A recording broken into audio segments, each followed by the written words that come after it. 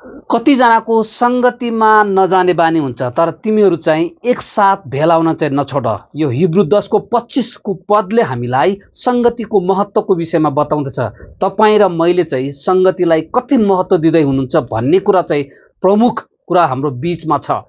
यदि सङ्गतिलाई हामीले चाहिँ महत्त्व दिन्छौँ भने त्यसले चाहिँ हाम्रो जीवनमा, परिवारमा, मण्डलीमा थुप्रै आशिषहरू र परिवर्तन चाहिँ ल्याउनेछ।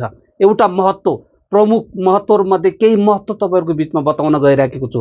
सङ्गतिलाई महत्त्व दियौँ भने यसले हामीमा एकता ल्याउँदैछ। यदि सङ्गतिलाई हामीले चाहिँ महत्त्व दिँदैछौँ भने यसले हामीलाई वृद्धि र विकास, आशिषकातिर चाहिँ लैजानेछ हामीलाई। अनि यसले चाहिँ सुधारका कुराहरू चाहिँ ल्याउनेछ। सङ्गतिले चाहिँ हामीमा सुधार ल्याउनेछ। यसले चाहिँ आनन्द र खुसीको निम्ति एउटा ठुलो अवसर हुनेछ। आनन्द र खुसीको निम्ति चाहिँ सङ्गति एकदमै ठुलो अवसर हो। यसले चाहिँ पापहरू स्वीकार गर्न हामीलाई स्वतन्त्रतामा लैजानेछ।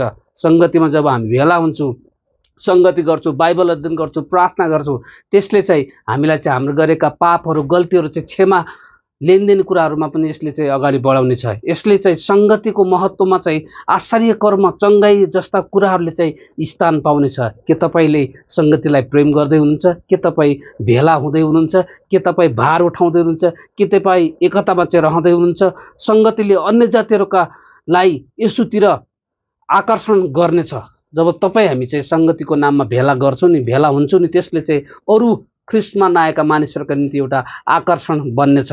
अनि सङ्गति भनेको चाहिँ भेला हुने कुराहरू, भलाइ गर्ने कुराहरू, भार मात्र चाहिँ नभएर यो चाहिँ एउटा गहिरो सम्बन्ध हो। परमेश्वरसँगको गहिरो सम्बन्धमा हामी चाहिँ आफूलाई अग्रसर गरौँ। धन्यवाद।